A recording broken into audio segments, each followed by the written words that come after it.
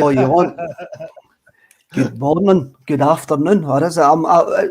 The reason that we're late is down to me. That is the reason that we're late today, and I've got all these things on my laptop, and my laptop decided to actually update as I tried to log on to StreamYard, and that's why we're 2 minutes late. But what you really need to know is rock on, rock all. You'll need to block us all before you didn't hear from us again.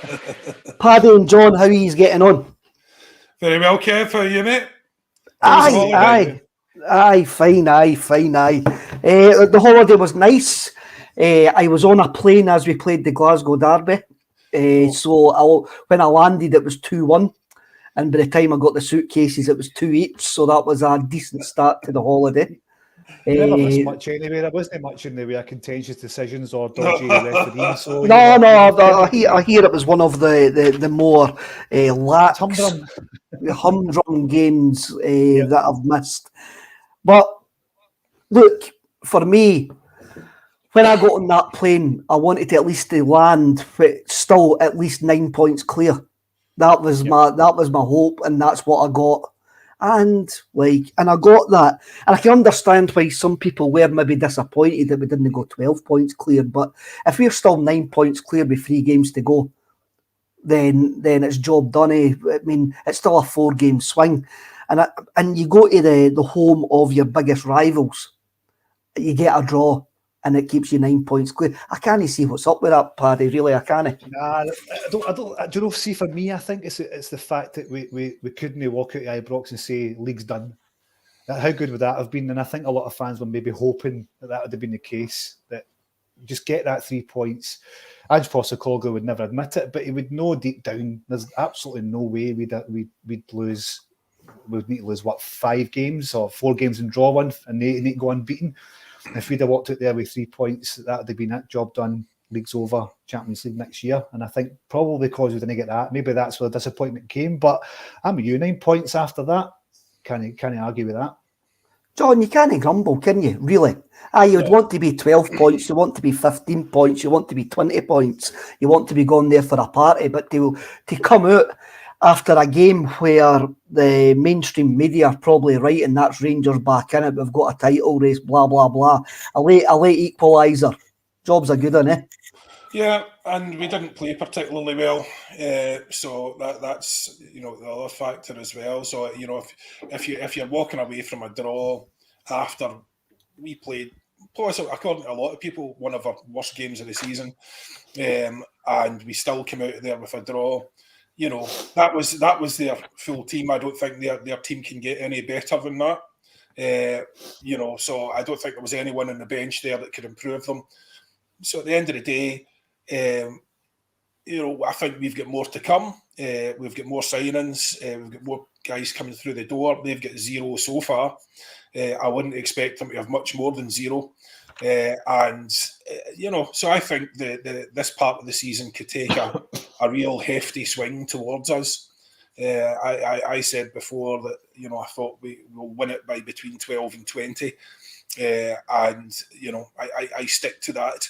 I'm confident that they can't or they won't really get any better, and they'll drop points every, they'll maybe draw or lose another 2, 3, 4 games. As they did in the first half. So I don't expect that to be any expect our form to continue on the same. Look, it was as Paddy says, the only thing was I was in there and ready to hear the large lady in the corner singing karaoke for it to be all over, and I really, really wanted it to be all over, because if we had won that game, they would have known, everyone in the stadium and everyone around would have known that it was over. That was it, done. Yep. There was no coming back from that. I think it's over now, but that was the nail in the coffin for me. We weren't coming back from 12. Not a chance. It still is a 4-game swing, though, John. It still is a 4-game swing. I mean, I still think it's done, but again, that was definitely, that was toast in. So it would have been a nice wee celebration. But hey, it didn't really affect my celebrations anyway. So, still managed to get some Guinness in. So no, it was all good. But you know, it's a pity you missed it, Kevin. I hate missing those. And the next one. Well, here's a question for you. Maybe someone can tell me this. My daughter, very, very inconsiderately, has decided to get married when the next game is due to be on. She didn't even consult the schedule. You know, she didn't look at the fixture list before she booked her wedding. It's absolutely outrageous. But that's a rookie mistake. It's on. I know, rookie mistake. It's on the Saturday.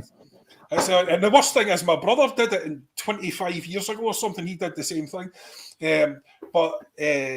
It's on the Saturday. I think it's the 8th of April. It's on the Saturday. Will they move that to the Sunday? Don't they usually move it to the Sunday? But wouldn't they have already said it by now? This is the things that are in my head today, guys. I'm like, am I going to miss this game or not? You know, I think Paddy will probably keep me right here, but I think that the telly has up to 6 weeks before it to pick what game that they're going to move. And it'll probably all depend, because Sky will be shown that game. It probably all depend. They might have Watford against QPR to show at 12:30 on the Saturday, and they will move the Celtic Rangers game to the Sunday. So you probably won't know until 6 weeks before the wedding. Watford and QPR. It definitely depends on what game's on down the road, and then they move their game accordingly. So it's how they cover your game, and it's. Let's talk. Yeah. Let's not talk. Well, we'll just your game. It's not the best. I know. It's funny talking about like stats and that. I mean, I had a quick look back online after the Derby game, and obviously after Saturday. I managed to see the game on Saturday. Thank you to some TV providers who shall not be named, who managed to send a link to my phone. So I was lying next to a pool watching Celtic against Kilmarnock, and by the time I got to about the 65th minute, I was really glad. I'm sure it would have been great to go to bar 67 in Porta del Carmen, but it was a 45-minute taxi ride. Oh. And I was going, can I justify a 45-minute taxi ride there and back for a game against Kilmarnock at home on a family holiday? And I made the decision, no, I couldn't justify a 45-minute taxi ride. But I got to see it, and after about 65 minutes, I mean, it's Kilmarnock, it's Derek McInnes, ain't it? You ken what you're going to get. They didn't want a bleaching. We just want to stay that 9 points in front, go 12 points in front at that point, and that was the facts. And the game sort of played out that way, Paddy. Yeah, and I think his comments after the game were really interesting as well, saying that it's the best Celtic side he's ever faced in Scotland. When you take into account he was Aberdeen manager when Brendan Rodgers' side was when Brendan Rodgers was the manager of Celtic. That's some compliment to Ange Postecoglou after, 18 months in the job so far, 19 months in the job. So, I thought that it was a funny game at the weekend there. The first 45 minutes were a bit huff and puff, but the second 45 minutes completely different. The amount of chances we made, the amount of chances we created, times we hit the bar, the post. I mean, it was unreal. It could have been anything up to 6-7-0. So it was certainly one of the games of two halves. But it was a good victory, a good one to keep pressure at the top of the league. Oh, keep pressure at the top of the league. What am I talking about? To put pressure on them, I suppose, to kind of get a victory, to keep the pressure on us, as the mainstream media would call it. But it was a strange game, but good to get the 3 points against a team who I said would probably sit last week 5-5-0 when they come to Celtic Park. So, good 3 points. What did you make of McInnes' comments, John? And is this the greatest team of Derek McInnes Celtic team that Derek McInnes would have faced as a player and as a manager? I mean, I think he had a decent Aberdeen team when we done the Invincible season, but overall, and we're not here to critique Derek McInnes' suntan or career, I think Derek McInnes underachieved when Rangers went bust and were liquidated and ended up going out of the league. I think Aberdeen should have won more during that period. When you look at that period, Ross County, Inverness, I think even St Mirren won League Cups, and that should have been Aberdeen. I think McInnes underachieved. But that team that you had in 2016 pushed us close twice in two cup finals. Even though I still reckon if Tom Rogic hadn't scored that absolutely wonder goal in the last minute of that cup final, we would have took 3 or 4 off them in extra time, because we were really, really pushing at that point. I think we had hit the post. Paddy Roberts was utterly fantastic in that last 15 minutes against Aberdeen that game. I think McInnes had a great Aberdeen team at that point, but he was unlucky. I don't care if he was lucky or unlucky or no. To face a Celtic team which was invincible at that point. Yeah. Well, I don't see how you can make that claim. I don't see how any of us can make that claim. I mean, you've just said it twice in that sentence, invincible. So, until this side was to go invincible, then you can't say they're better than that previous side. So it's really as simple as that.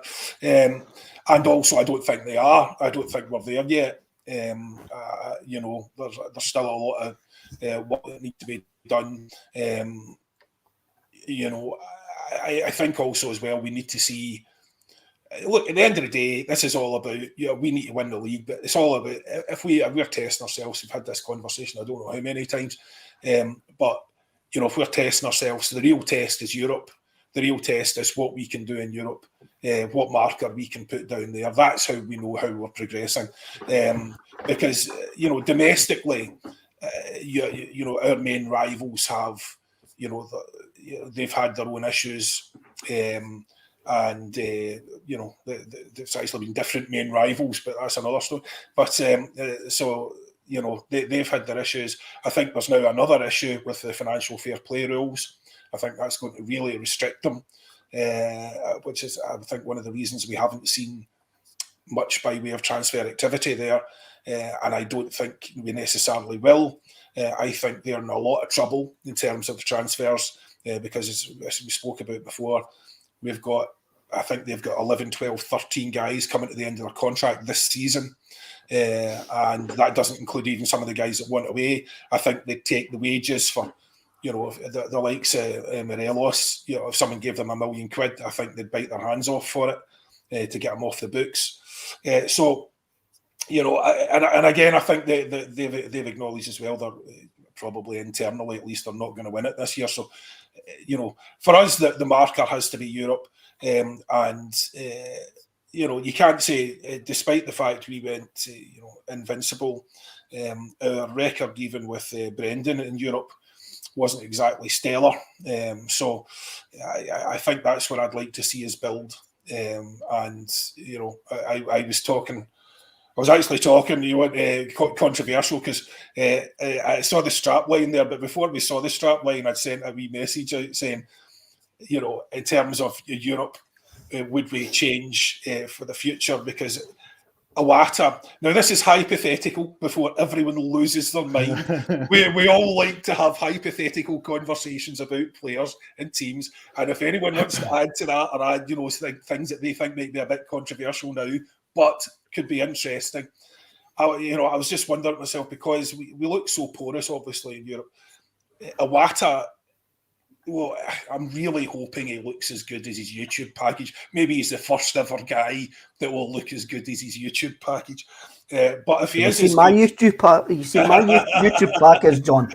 I look like Messi, Ronaldo, Pele, and Escape to Victory Pele, because that was his pinnacle. I look like him. I've no interest in seeing any package of yours, Kev.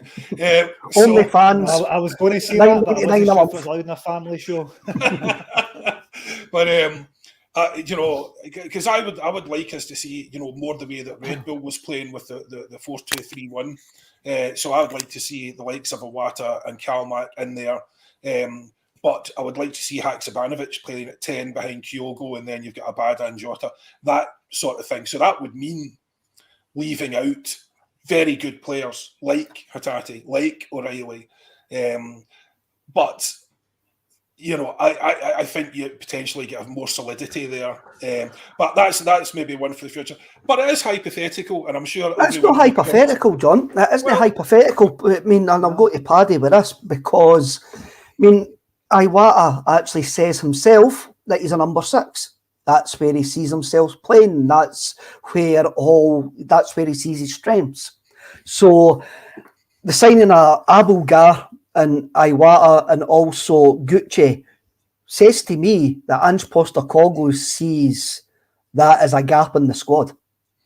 That even though we've got Callum McGregor doing it at the moment, Postecoglou wants somebody better in that role.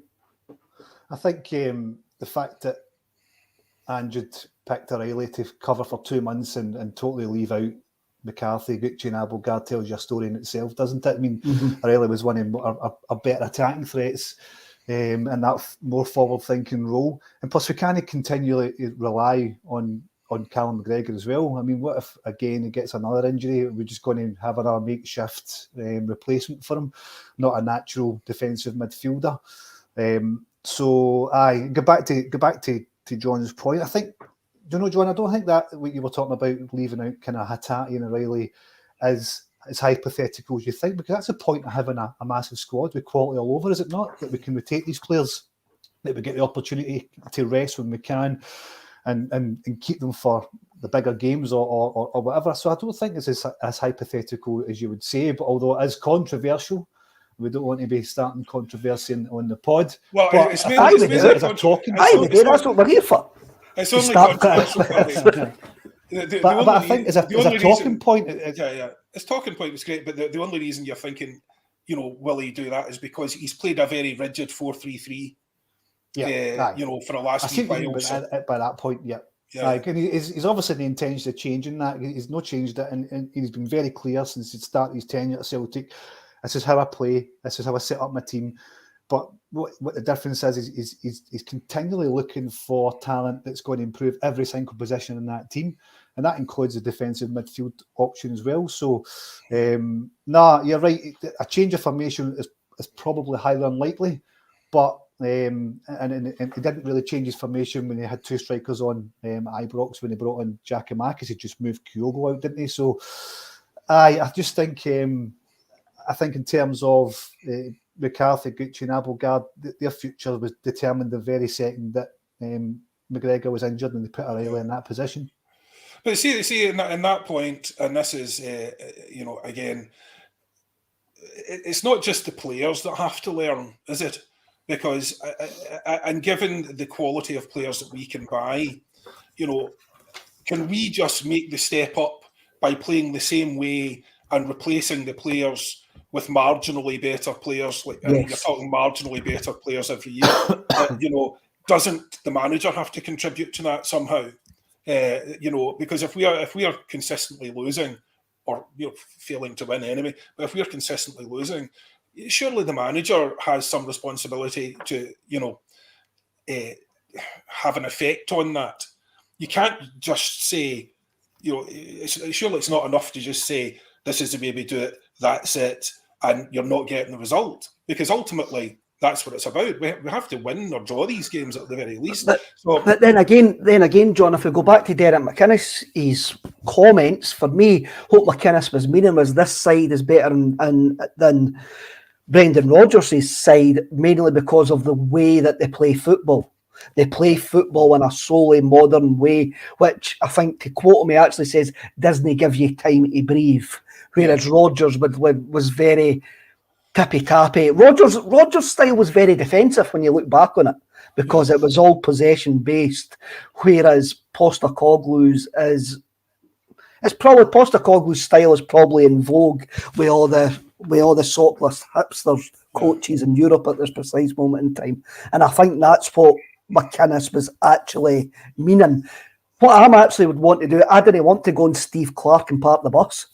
I want to go and take these guys on. And I think that's what Postecoglou wants to do. Nobody's suggesting that, though, Kev. I mean, that would be madness. I mean, that undermines everything that we've tried to achieve, and we don't have the players to do it. But there are different formations out there that these players can play. And as I say, that 4-2-3-1 that Red Bull have, they have 2 defensive midfielders whose job is to win the ball and just move it on at the guys up front. That's it. You still have essentially 4 attacking players, so I think that's plenty to be getting on with it, so look. Right, here we go then. I'm interested to see what the manager does next year. Here's a question for you, and I'll start with Paddy on this. Do you think Postecoglou, game going to Ibrox, right? People say Postecoglou doesn't change. He doesn't change. You look at his team at Ibrox, it probably wasn't the starting 11 that any of us would have picked. The personnel, he picked the same shape, but the personnel was a bit dodgy. Yeah. Looking back on it, right? So for me, was that Postecoglou shown that he will sometimes take into account the opposition that he's got in front of him, Paddy? Do you think it was maybe he was taking into account the players he was starting rather than taking into account the fact he was playing against Rangers? I think it was maybe, John, I think you spoke about this last week, that the fact that James Forrest was picked was because Alistair Johnson was starting his first game. It was just to give him that little bit of extra support and extra cover there, just as he found his feet. So I think it's probably maybe a bit of that rather than changing his whole... Because he never changed his stuff. What about Moy over O'Reilly? What, the fact that he chose O'Reilly over Moy? Mm-hmm. O'Reilly, doesn't matter how much I love O'Reilly, Moy has been better than him over the last 4 or 5 weeks. Aye, absolutely. And we were just talking about that before we come on air. That Moy he's far better, and I think O'Reilly needs a wee rest, a wee shot in the sidelines just to kind of tell him that he's not the main man in the middle of the park. He's done it excellent since he's came here. Nobody'd heard anything about this boy before he came to Celtic, and he's been pretty much a revelation in the centre of the midfield.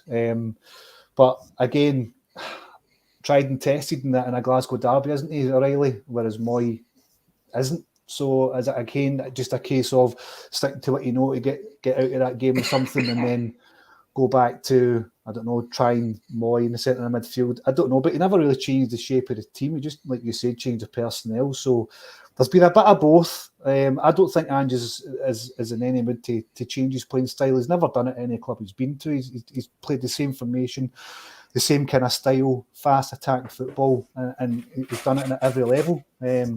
I don't know if he's played 4-3-3 at every level, though, Paddy. I don't know if he's played the same formation. He's played the same style, but not the same exact formation. Sorry, aye, definitely the same style. Maybe I'm getting my wires crossed here, but definitely the same style. It's always been about attacking football. It's always been about fast and free flowing, and putting pressure on teams. So I don't know. It's certainly, I mean, it's been nearly 2 seasons in the job, and I can't think of any time when he's changed the formation. I might be completely wrong here, but I think it's just been completely 4-3-3 since he's been here. I mean, whenever he was asked about it, even at the start of last season when we were dropping points, I think we'd lost 3 out of first 7 games last season. He was adamant, I'm not changing. So I don't think now, after losing 1 game in almost a full calendar year, I have a mind to kind of go back on that now, because it just looked daft. In Europe, John, I says to you that I would love to have seen us with 15 minutes to go to game manage a game out in a league, in a lead in the Champions League, because we didn't know what Postecoglou would have done in that situation. He didn't know, because we were never in that situation. We were always chasing the game at that point. But I had a look at certain times, and I think we've seen enough to say there's certain games where if Iwata comes in and becomes the number 6 that we need, against better teams, naturally Callum McGregor drops back to form a double there, and we're not as attacking as you actually see us domestically. I think we've seen it as well. I mean, I know nothing about tactics, but I can have a look and go at that. In Europe, our 2 fullbacks weren't inverted as much as what they are domestically. There's slight changes do happen. If we go back to Ibrox as well, John, why did Juranovic come on at left back? Was that just a case of he's more experienced than Bernabe? I'm going to trust this fella to come on and do a game, where he probably wrecked the balance of the team at that point? Well, I heard afterwards. I mean, we had a full discussion on that because it was just baffling. But I heard afterwards the 2 people that had been worst hit by the bug in the camp were Bernabe and Jota.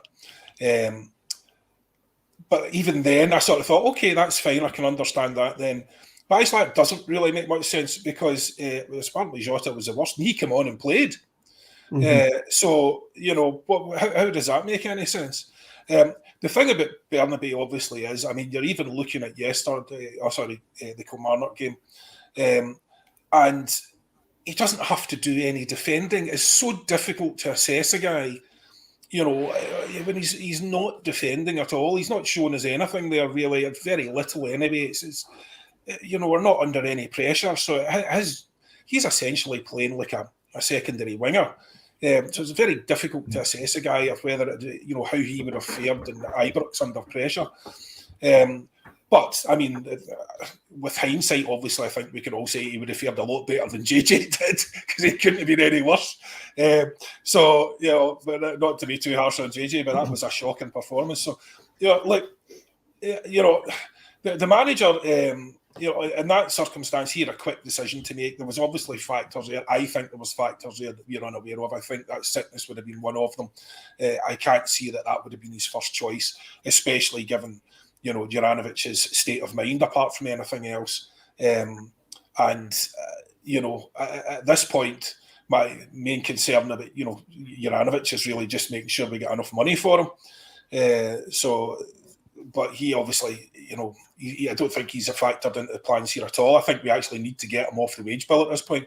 Because I remember you saying before, Kev, do you think we're doing long-term planning, having 3 international fullbacks, and we'll run that until the end of the year? I don't think we will, and I don't think we can. I think Michael Nicholson will have him off the books one way or the other. It's interesting. The Juranovic thing's interesting about me.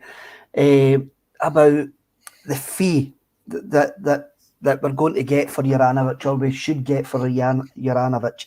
And there was a bit of a hoo-ha last week with Alan, who contributes to this pod, who's now known as the stats-based podcaster. Every so often, when people are having a go at him. Now, your value of Juranovic, John, where does it come from? The value for Juranovic, I would say it's less to do with how I see him playing and more to do with his status. So he is an international fullback. He is a first-choice international fullback for a third-place team. He had at least one outstanding game at the World Cup. So, I'll be honest with you, that's where I see most of his value, because I don't ascribe, based on his performances for us, which I assume these people are also looking at, before that World Cup, I don't think anyone would reasonably have said we're looking 20 million for Juranovic or 15 million for Juranovic. I think we would have hoped for maybe 10 million, 12 million, that sort of thing. He's played in the World Cup, he's done well. I think he's maybe solidified that value. I don't think, if those figures are right, I think 7 million or around about that sort of number is way, way short. Way, way short. Not even close to market value. I don't care how he played for us last year. Just on status alone, I mean, you could buy guys that haven't played for a year for that sort of money. It's on status alone, it should be significantly more than that. And we've got a sell-on fee as well. So I was looking back, apparently the sell-on fee is at least 10%. So that's a significant chunk of change. We need to be getting a decent return on him. I have been absolutely baffled, I have to say, by some of these transfer stories. I just can't understand, not just for I don't understand it from a logical point of view. I don't understand the valuations based on the market. Now, I know someone's only worth whatever someone else is prepared to pay for him, but I still don't understand the valuations. And I don't understand the players' motivations, because if the rumours are right in some of these clubs that they're lining up for, the same with Giakoumakis, Urawa, Red Diamonds, or whatever it is, you're going, what is the motivation to go there? What is the motivation to go to Monza, whatever it is? They're 15th, 16th in Serie A. Yes, they've got... first choice, though, John, won't he? He's first choice here. He was first choice here. Giakoumakis? No, sorry, not Giakoumakis. I was talking about JJ. Oh, JJ. Yeah. But, JJ was his first choice here, so I don't understand the Monza thing. And, I know they've got Berlusconi behind them. But the thing about Berlusconi is, you know, they might go up the league, but they might get kicked out the league for corruption. Yeah. You know, you don't know what's going to happen with him. That man's a wild card. So everything you've said there, John, is based on facts, is based on stats, is based on facts, and that's how you're getting the value. Paddy, how do you value Juranovic, and what did you use to value Juranovic? And I'll get to my point eventually. Right, okay. So this is a double-edged one, is it? Is that what you're saying? Do you know what? I agree with John. I look at players who have played in the World Cup, who have got nowhere near to the status that Juranovic got this year, and they're going for silly money. And when you look at the players that go for silly money down south, and what you're getting for Juranovic, you're getting a fully fledged, experienced international. He's played in the biggest tournament in the world. He's now playing for one of the biggest clubs in the world, winning trophies. The guy, he's not perfect. He's been shown to be a wee bit short in the European stage where he gets caught at a position a few times. He got caught at a position at Ibrox. But having said that, he did well at the World Cup. We had, like John says, one very good game. The rest, he was pretty solid. I think, did he struggle in the last game, possibly, when they eventually get knocked out? But totally on status, we should be looking for 10 million plus for Juranovic alone. He's 27 years old. He's still got a good 5-6 years ahead of him in the game. As far as the sell-on clause goes, we could probably put one in there, but are we going to see any return on that? Because usually sell-on clauses are percentage of profit, aren't they? And if we're going to sell him for £10 million plus, he's not going to go for that in, say, 4 or 5 years' time. Depending, obviously, if there's a whatever team he goes for, and if he's a good run of form. But based solely on his status alone, we should be looking £10 million plus. Based on performances, I still believe £7 million is a joke, a transfer fee. So everything that we're actually saying here is based on things that are actually tangible, that can be measured, that are measured time and time again. So we're saying he's worth this because he's done this, and this, and this is the fee that we should be getting. So we use stats and facts at those points to say we should be getting between 10 and 15 million for this player. So when somebody comes along and uses stats and facts and actually says, by the way, this guy has been great for us, but here's all the areas he improves, he gets shouted in for it. How we're using the same sort of system to actually prove why we should be getting top dollar for one of your players. I'm just having a wee kind of off at a tangent there, but it's one of these things. It's the hypocritical nature of fans going, right, I think Hatate has been possibly a candidate for our player of the year. But I think it's easy for me to say and see, when I look at Hatate at the Champions League level, there's areas that you're going to need to improve if you want to go to the next level. It doesn't matter how often Celtic fans want to say, this boy can go as far as you want in the game. The stats and the measurements that Alan Morrison's actually using are the stats and the measurements that the coaches and the scouting will be using and going like that. He needs to improve all of that before he gets anywhere near the level that a lot of the Celtic fans believe. So the whole point is we use stats when it suits us, and we didn't use stats when it doesn't suit us. And I've got an eye test here, and my eye test with Hatate is he's never reached a Van Dijk level for me. After about 5 games of Van Dijk playing for Celtic, I went like that, Jesus, he is far, far too good for us. He is going to move on to a bigger club, but he still had to go to Southampton first before he moved to that club. And I've seen... Sorry, Kevin, go, mate. Paddy, Hatate is a vital player for us, the way that we play. And that's what people are noticing more.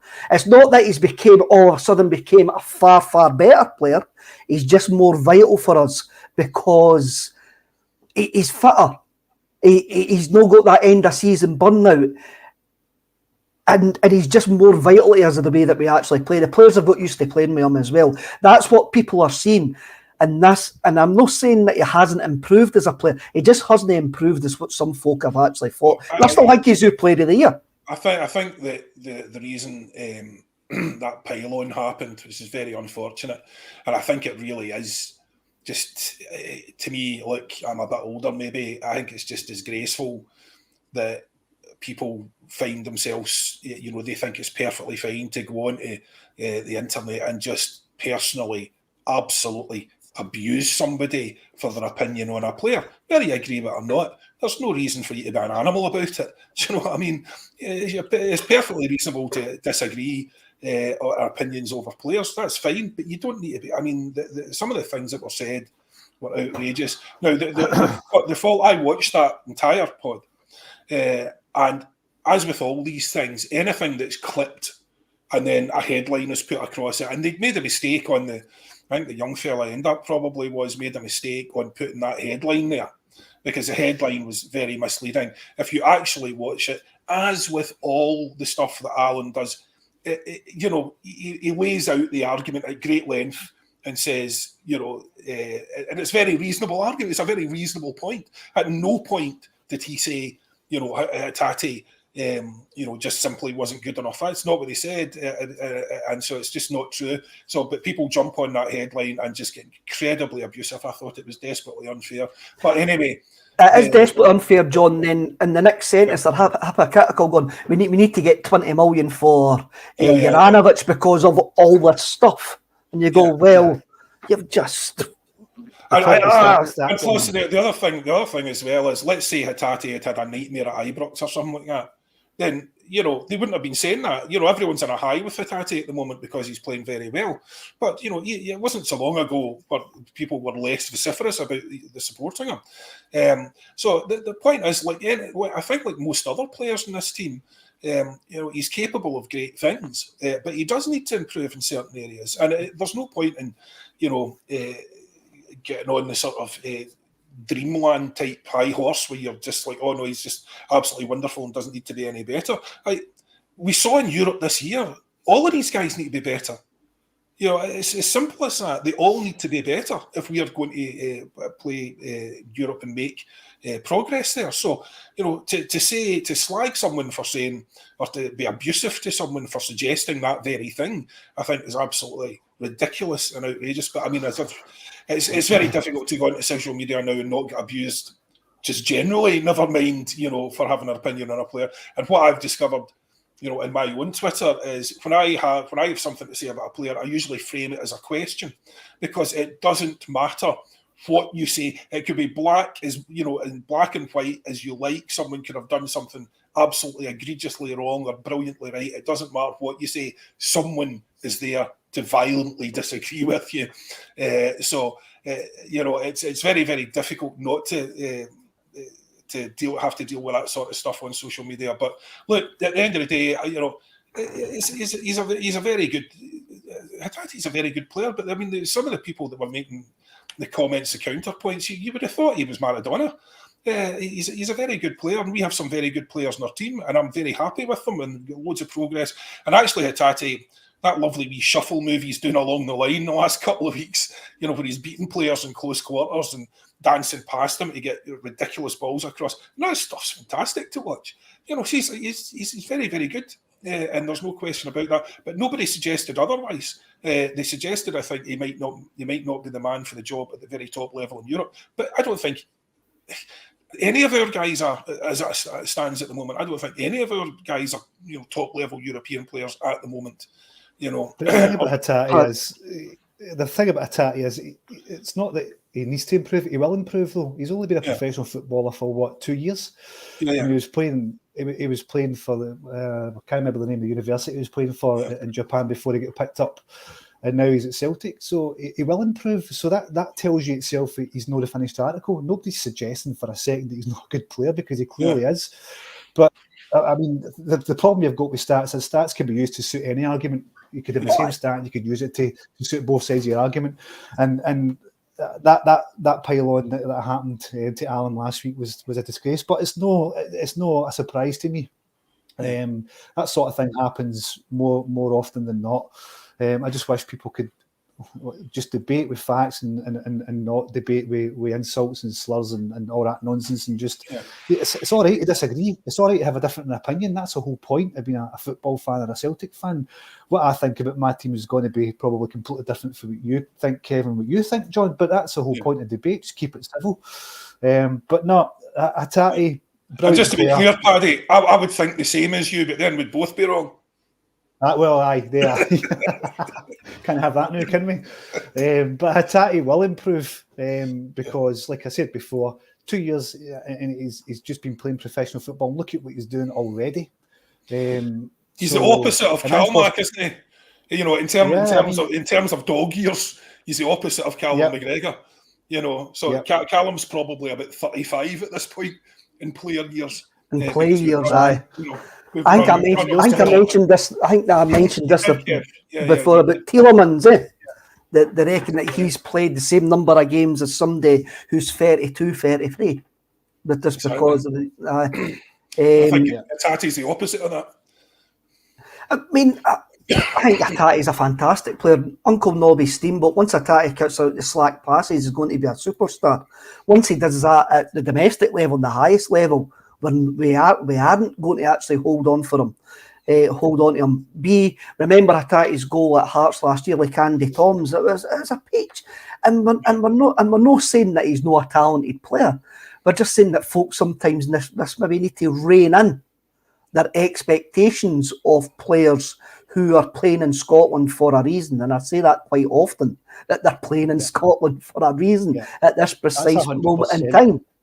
Exactly. If these guys were as good as we look at our players with green tinted specs on. I mean, if they were as good as we think they are, they wouldn't be at Celtic. And they're here for a reason. They're here to develop. They're here to learn, and they're here to get their next move. And that's how it's been for the last 20 odd years now. So the whole Hatate thing. I just don't like the fact that we seem to be not allowed to have an opinion on a player and tell people that a player isn't as good as we think they are without that kind of abuse. I just think that's wrong. And I just think some people need to have certainly some people on that Twitter feed certainly need to have a long hard look at themselves. Yeah, you know the truth. Definitely. I mean, we'll go back to the midfield. I don't think Iwata will actually like feature on Saturday night against Kilmarnock. Is it 5:30 or 5:45 kickoff? I think it's 5:30, mate. It's our kickoff.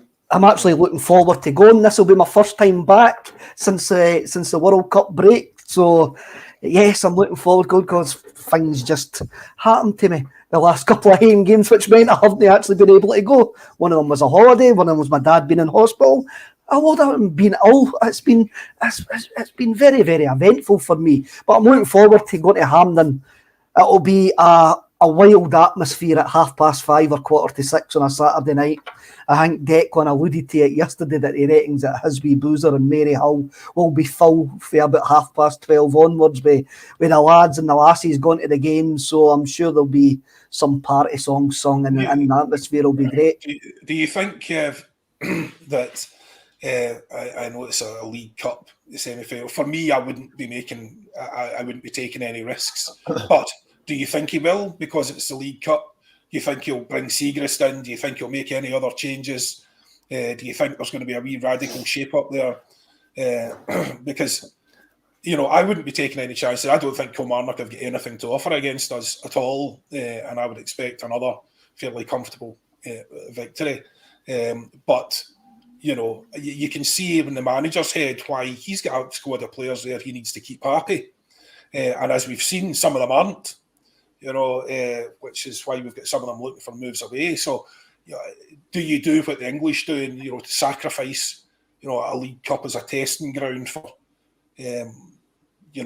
players that might not be automatically first choice? I mean, I definitely wouldn't, but, the manager's surprised us before, hasn't he? What I would say about that, Paddy, the last time Kilmarnock played at Hampden was against us in a final. and we ended up losing it. So Yeah. that may play in the manager's mind. I can see. I can't see. I'm going to base this on what I've already seen. The manager, unless really, really forced to, doesn't throw players in. And Iwata will be introduced like Kobayashi's been introduced as well. He'll be introduced into the squad and he'll gradually get that game. My midfield three for Saturday night, I believe, will be McGregor, Moy and Hatate. That's my midfield three. And Iwata might get game time if the game is not in the balance in the last half hour. Yeah, I think the only time he'll get on the park is if we're 2 or 3-0 up with 20 minutes to go, wouldn't it? I don't think a cup semi-final is a place to be trying experiments and giving unhappy players game time, because I think that's the time to do that when we're 5-0 up in a league game when the league's won. I want to win every game. I want to win every trophy. I had this discussion with some of the guys in my own network. I've got their own pod, and it's predominantly English-based EPL clubs. Now, I appeared on it 3 weeks ago, and I said I don't understand the English team's mentality towards domestic cup competitions. I don't understand why they treat it with such incredulity that they do. Because when you look at some points in their history. We won the Scottish Cup with Big Pierre, and that in 1985, which ended a 9-year kind of the trophy drought. Was it 9 years? I think it was at that time, 9-year trophy drought. The League Cup started the quadruple treble for us under Brendan Rodgers. Every single trophy means something, and I want us to win everything. And I don't think a domestic cup semi-final is one we should be taking any chances. Strong team. I'll be playing the strongest team possible. The midfield will be, I think, what Kev's alluded to. I can't see that changing. I think the interesting part will be who we play on the wings. David C, and there's another comment, and I will bring it up. Siegrist hasn't been on the bench the last couple of games, or have I actually missed that? Is he injured? And Siegrist has actually played the other League Cup games, John. If he is fit, will Siegrist keep his place? Well, based on Saturdays, I mean, obviously, it could be really taking a risk here, shooting yourself in the foot by,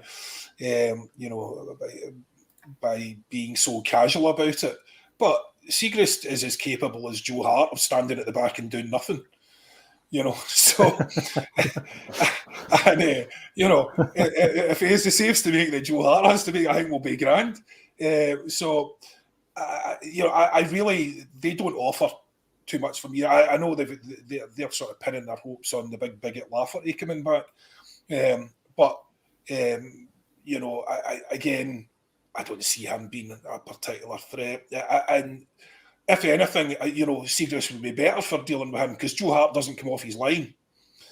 So if there's cross balls coming in, which is where he would be dangerous, Joe's rooted to his line. So I would much prefer a keeper who's more likely to come out and try and go for those balls, dominate his box. Siegrist can actually be a benefit there. But as the commenter rightly said there, if he doesn't play now, when does he play? And because the thing with Siegrist is, that's a more difficult one. That's not trying to keep an unhappy player, happy with a number of. We're trying to bed this guy in to be the number one choice. We're looking at him to be number one, possibly within the next sort of 18 months. Maybe he is, because I don't think he's a mile away from, where Joe Hart is. I mean, Joe Hart's, his best save, for instance, in Ibrox was off a problem that he created. I would say, I wouldn't be worried about seeing Siegrist in goal. I really don't expect Ange to make particularly any other changes, but I wouldn't be worried about seeing Siegrist in goal at all. We're getting told in the comments that he's got a calf strain, so that's why he's been missing. In that case, I would be worried about seeing him in goal because apparently he's injured. We're getting told. Folk at pay more attention than me. Stratton's laptop, Paddy. Angie's League Cup one was hugely significant last year. And I think Yes, it's it was. hugely significant for us this year to actually retain this trophy and get through against Kilmarnock and retain this trophy, because the chances are I don't think Aberdeen are good enough to beat Rangers in the other semi-final, and it's about time that we beat them in a final again. It really is. And I think that this takes a higher importance about that. Make sure we're in it and just open ourselves up. I can we bet them in 2000. Strangely enough, when we bet them in the Fraser Foster final, as it will forever be known from now on in. I was actually on a plane to New York at that time. When that game was on, so I'm having a think about this, right? Yeah, you just keep flying, Kev. You keep flying. Celtic games that have been getting played when I've been on a plane. Celta Vigo away in Seville. I was flying back for Lanzarote that night. I was flying to New York, that League Cup final, and I was flying to Lanzarote again, the 2H game at Ibrox. So I'm undefeated when I've been in there, Paddy. I think losing last season's semi-final against them at Hampden was a sore one, and I want to put that right as quick as possible. I understand what you're saying, and I suppose revenge in that aspect would be good, but I genuinely don't care who we play in the final. I just want to win it. I want to see Rangers get beat against Aberdeen. I don't want to see them through just so we can beat them in the final. I want to see them lose every game. No, of course I want them to get beat. I know you don't want to get beat, but I know what you mean when you say you want to get retribution for last season's cup semi-final. But the League Cup, I think for me would just be another a marker laid down for the rest of the season as well, wouldn't it? It would be a great marker to get this treble, and it would be another good one for all the new signings that have joined the club to show you already you've won a trophy, you've got a medal to your name. So I want the League Cup, I want the treble, I want everything. I'm a completely selfish Celtic fan. I want a lot. Yeah, completely agree. You want a treble, put them back in their box. 100%. Damage them psychologically before any European games next year. Just establish absolute dominance. I agree 100%. Peter King. On you go, Paddy. Sorry. No, I was just it's just a wee minor point for something that's been annoying me since they got the new manager. Is recently we're getting all these warnings from certain factions in the media that watch out, Bill's about. But I've not seen anything. I've not seen anything to make me worry or to make me think that they're as close as they think they are, because they're not. We were at our worst at Ibrox, and even with the contentious refereeing decisions, they still couldn't pick up a win in a must-win game. So that was just a kind of off-the-cuff rant. I mean, you're right, Barry, because you would know yourself that when they're writing about it, there's this stretch to say, the run of games that Beale has been involved with. Not the manager involved with. In fact, he wasn't even, was Gary McAllister not the assistant manager? I mean, I can't remember, but I'm not even sure, how much input. He was a first-team coach. Michael Beale was. He was a first-team coach. He took training. It's very good. So basically, that is what's John Kennedy's record then? I know. It's a nonsense statement. There's a universe of difference between being a first-team coach and being a manager. The type of management that's required there is completely different. So it's a nonsense statement, but they're really clutching at straws because he has no record. He's got no record. They've essentially appointed a guy who's ultimately a novice. He had a few games at QPR. So they've appointed a novice manager, and they're trying to imbue him with all the success of Steven Gerrard. All the success of that's a good one. No, you can't down there, John. It's a short list. You believe the narrative. That has been peddled here, mate. I'll play along in you that minute, John. Yeah, quite right, and I'll join in. Dear me, that's a shocker. So they're one success, should I say? But it's ridiculous trying to sort of say the guys in any way in that sort of league. Look, you know, we had our worst game possibly all year at Ibrox. There was obviously factors behind that. We obviously had players sick in the background. There was bad decisions made as a result. We weren't playing well. There's all sorts of things that went wrong. And we still got a draw. We still got a draw. And they're midden. So we still get a draw. So, you know, what is it exactly we're supposed to be scared of? I'm more worried that Jeremy Beadle appears in my street dressed as a traffic warden than what I'm about Michael Beale's Rangers. Peter King brings in a great point, and just building for next season. This is a good thing because we've got a number of players in that squad that haven't been at Hampden before. You need to get used to winning at Hampden because it is a neutral venue. And as Declan brought up yesterday, and I've already brought up, we went to Hampden twice in that season when Declan was a mascot against Hearts, and we got beaten in the League Cup final against Kilmarnock that season. Neil Lennon's second season, would it have been first season, second season? Can't really remember. And before that, you've got the Ross County game again, Ross County and Neil Lennon when he was temporary charge as well. We used to hate going to Hampden round about that period, and we used to worry about going to Hampden. I remember a shocking performance against St Mirren in a League Cup semi-final. When Neil Lennon was in charge as well. And it wasn't until Brendan Rodgers turned up that Hampden began to feel like we're turning up here to actually win. And I think the game against Rangers, the semi-final last season, would have been his first defeat in quite a while at the National Stadium. Coming to think about it. The squad need to get used to winning at Hampden, and the new players need to get used to winning at Hampden Paddy. And there's no better time to start than Saturday night.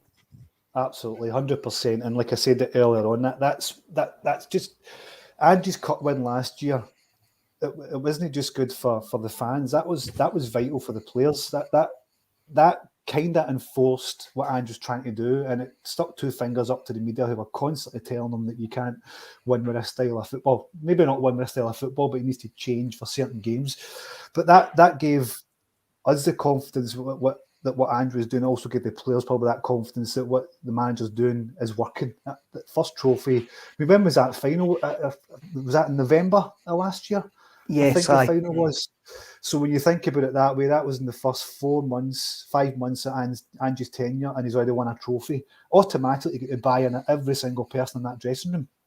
If it wasn't, I mean, I'm not suggesting it wasn't already bought into before, but that just gives you that reinforcement that what the manager's talking about, what he's doing is 100% right. And that was a springboard to him going on an incredible run that took us to the top of the league in February. So now 100%, let's get this League Cup in the bag, done and out the road, and then that will help us kind of move on for hopefully a treble this season. Peter McG comes in, John. It's cemented we never stop mantra, Paddy. And I think that's true, John. I remember talking to Tom Boyd, a wee name drop there, and he mentioned that when they won the League Cup under Janssen, early that season, it gave them the confidence to actually go further on. And I think that League Cup win last season is absolutely massive for us, and retaining it will be absolutely massive for us as well. Winning the first trophy of the year, it seems to have, I mean, it's not the be all and end all, because you still want to be handed the big trophy on the last day of the league season. That is your aim at the start, but it can give you a wee bit of a boost if you win the first trophy. It's for offer, and this is coming from a guy who can remember us never winning the League Cup in the 80s, getting put out with Airdrie and all of that quite regularly, and Motherwell and stuff like that. And even during the period when your dad played, John, it wasn't a decent tournament for us either. No. I was actually, someone had the pictures up today of the 65 final where he scored the 2 pens, and that's the game that's credited for turning everything around in that era. So and the crowds, you look at those pictures back then, as I'm sure everyone that's watching has done. The crowds were insane. I mean, it was like 130, 140,000 or something like that game. It was just mental. But Ange last year, it was so important, and again, I think it's important. I think it's important this year because they already know that they're not going to win the league. no matter what they say, and they're clinging on with absolute desperation for us to have some sort of collapse that we're definitely not going to have, in my view. So the league is already away. That means one cup's already away. That's us get a double. Their last hope would be the Scottish Cup, and I'm pretty sure we can deal with them there as well. But look, you know, I'm sure we can beat them all the time. That's just the nature of it. But I mean, last year the significance of that was absolutely vast, because the mess that Ange inherited, and having to come from like a standing start to try and you know. But we had this discussion before about the advantages and disadvantages of that. The disadvantages were it was an incredibly difficult job, and to try and build a team from scratch. But the beauty of it was, you know, people buying into the idea. Well, everyone that was there was already pretty much bought into it, because everyone who didn't want to be there was gone. You know, there was nobody left. You know, so it was all Ange's men, or guys who have to get bought into Ange. So the advantage he had was, I think, he didn't necessarily have to work too hard to convince him that this was the right way to go, because it was such a completely different way than we had been playing, and all the sort of old lags that would have been behind complaining in the dressing room were all gone. So he had a blank slate, basically. So you have the advantage of a blank slate and the disadvantage of a blank slate, which is you've got to build something upon it, and you've got to do it very quickly. It was incredibly important to win that League Cup. And I think this year, equally psychologically, you know, it's just another nail in the coffin for them. You know, and I'd be confident of us getting to the final, and I have no fears about them at all. I think, you know, obviously you can lose a game. We could turn up and have a terrible game like we did, you know, at Ibrox. But ultimately, you know, I think when it really matters at a neutral venue or at Celtic Park, or, you know, wherever it's going to be, I think, you know, we put them to bed 9 times out of 10. Hopefully we do, Paddy. And again, it's Hampden, it's a semi-final, anything can actually happen. And I'm not the type of support that gets over-arrogant and over-confident, I don't think. But we do have trust in this side to get the job done, which is something, as John quite rightly pointed out, we didn't have when we probably went into that League Cup final last year. No, exactly. And I think it just kind of lends back to the point where that win last season was a springboard to where we are just now, and we're looking at another period of fingers crossed domestic dominance, like we've seen in the last. Well, we've domestically dominant for the last 23 years, but the most recent history, what the quadruple treble, we've only had one disappointing season, that was obviously the final season, the ill-fated 10 in a row. But I think we could be looking at easily another period of that kind of dominance over the next 5, 6, 7 years. But again, like you said, we've got to start by winning the first trophy of the season. That'll start on Saturday, hopefully. Hopefully to get into the final, lads. Yeah. I've really enjoyed being back this Wednesday, even though I still wish I was on a sun lounger in 25 degree heat with my Speedos on. Again, that's for all the fans. JP comes in, time to put a marker down, Kev. That's exactly what Paddy says. It's time to put this marker down, and hopefully we can carry on this generation of domination that someone came up with. And even if the press didn't actually believe it, let's have a wee look. We'll have a look through. Paddy, mate, it's not Kev, it's Alan Carr. I actually thought that when I came live. I went, I'm looking a bit like Alan Carr. I need to lose a couple of pounds. And Michael McDonald, cheers, mate, Paddy. That's unfairly accurate. Aye, that is right. I'll leave the last comment to Tony Cassidy. Lies, damn lies and statistics. Everybody's been brilliant. The comment that says it's always good when Kev's on.